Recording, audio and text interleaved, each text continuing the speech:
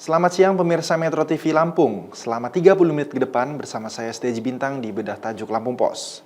Kali ini saya sudah bersama dengan redaktur Lampung Pos, Bung Wandi Barboy Silaban. Namun sebelumnya kita akan menyaksikan video editorial berikut ini.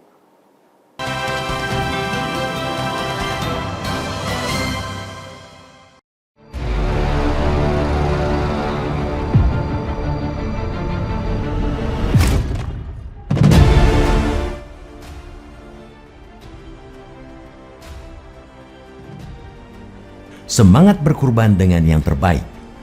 Tahun ini, Hari Raya Idul Adha 10 Zulhijjah 1444 Hijriah jatuh pada 29 Juni 2023. Hari Raya Idul Adha disebut juga sebagai Hari Raya Kurban. Sebab umat Islam di seluruh dunia melakukan penyembelihan atau pemotongan hewan kurban. Kemudian dagingnya dibagi-bagikan kepada masyarakat kurang mampu yang membutuhkan.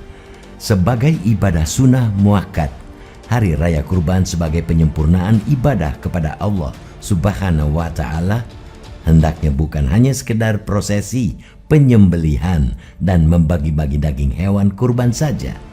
Prosesi dalam mengurbankan hewan kurban sebelumnya juga harus diperhatikan agar ibadah kurban bukan hanya mengharap pahala saja dari Allah Subhanahu wa Ta'ala, melainkan memberikan keberkahan kepada penerima daging kurban, yaitu dengan kualitas daging kurban yang terbaik karena berasal dari hewan kurban yang sesuai syariat Islam dan utamanya adalah hewan pilihan terbaik dengan kondisi yang benar-benar sehat.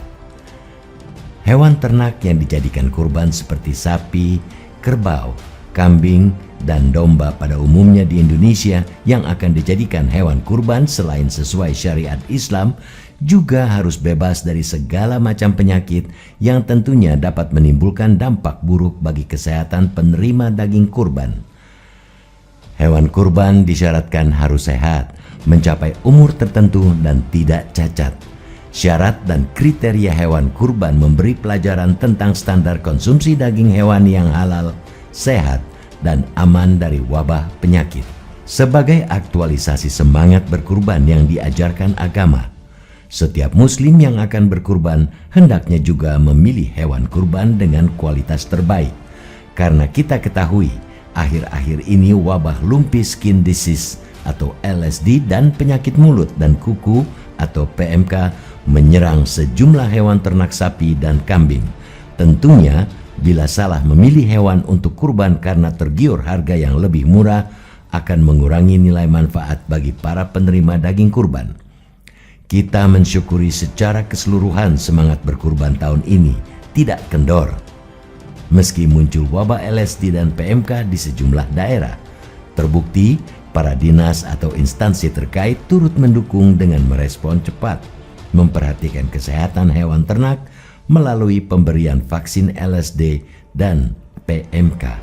Selain itu, Dinas Peternakan dan Kesehatan Hewan pada masing-masing daerah di 15 kabupaten kota juga sigap melakukan monitoring dan pengawasan serta pemeriksaan kepada penyediaan hewan kurban yang sehat dan terbebas dari penyakit.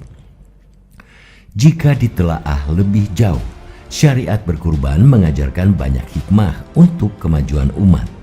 Salah satu contoh nyatanya yaitu jumlah permintaan atau penjualan hewan ternak dipastikan akan meningkat dibandingkan dengan hari-hari biasanya, sehingga membangkitkan kesadaran para peternak untuk mengembangkan industri peternakan halal dan mewujudkan swasembada ternak milik rakyat. Data Dinas Peternakan dan Kesehatan Hewan atau Disnakeswan Provinsi Lampung, jumlah ketersediaan hewan kurban 2023 di daerah mencapai 87.660 ekor, meliputi sapi sebanyak 21.917 ekor, kerbau 646 ekor, kambing 59.558 ekor, dan domba 5.539 ekor yang tersebar di 15 kabupaten kota. Dengan jumlah ketersediaan tersebut pada 2023 ini, Disnakeswan pun memprediksi ada kenaikan kebutuhan hewan kurban berdasarkan angka pemotongan sebesar 2% dari tahun sebelumnya. Bisa dibilang, pelaksanaan ibadah kurban berdampak baik bagi peningkatan perekonomian untuk masyarakat. Perputaran uang melalui transaksi jual beli hewan ternak pastinya juga akan menguntungkan para peternak dan juga para pedagang hewan ternak. Dengan begitu, maka perekonomian semakin bergeliat lagi, terutama pada sektor peternakan. Selain memilah dan memilih hewan kurban terbaik, daging kurban juga haruslah terdistribusi dengan baik, terutama kepada warga kurang mampu, anak yatim, dan sebagian dinikmati oleh orang yang berkurban. Kurban membawa hikmah untuk perbaikan gizi dan kualitas konsumsi masyarakat. Daging kurban tidak boleh diperjualbelikan dengan alasan apapun. Pelaksanaan kurban memberi inspirasi kepada umat Islam bagaimana pentingnya pendataan penduduk, statistik sosial, dan pendistribusian yang tepat sasaran dan luas manfaatnya. Semoga Hari Raya Kurban tahun ini memberikan keberkahan kepada seluruh umat.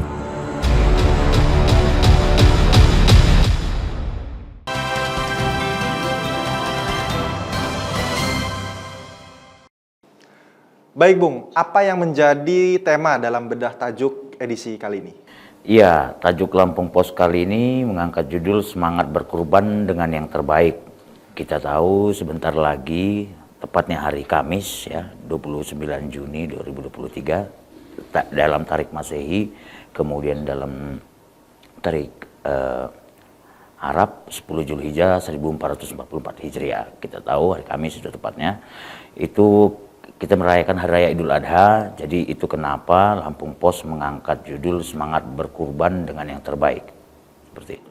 Ya, mungkin apa saja yang harus pemerintah lakukan dan masyarakat harus mengantisipasi karena adanya virus-virus LSD atau ada virus lainnya, Bung Barboy?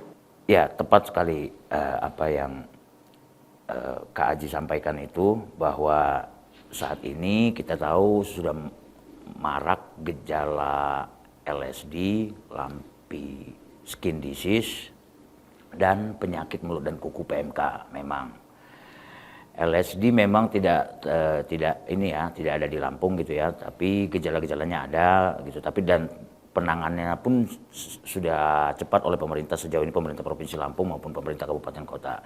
Jadi sudah langsung ada vaksin untuk LSD begitu ada gejalanya di sejumlah daerah lain gitu. Kemudian juga penyakit PMK juga sudah mulai berangsur-angsur menurun, seperti itu sih. Jadi memang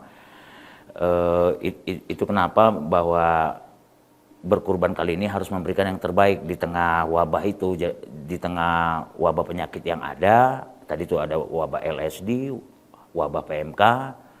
Jangan itu menyuruhkan semangat kita untuk berkurban, ya, seperti itu sih. Jadi justru berikanlah yang terbaik di tengah kondisi seperti itu. Itu sih kenapa Lampung Pos menyuarakan hal itu, tetap memberikan semangat berkurban dengan memberikan yang terbaik. Baik, artinya seluruh masyarakat sesuai dengan bedah tajuk yang kita angkat pada kesempatan kali ini ya, Bung Barboy. Jadi semua elemen masyarakat juga harus mengantisipasi ya, walaupun memang tidak ada virus LSD di Provinsi Lampung, Bung Boy. Iya, iya saya kira jadi benar sekali bahwa semua pihak ya, jadi tidak hanya seperti dinas kesehatan hewan, tidak hanya dinas-dinas terkait lainnya gitu ya, yang harus menangani persoalan penyakit PMK maupun LSD tadi.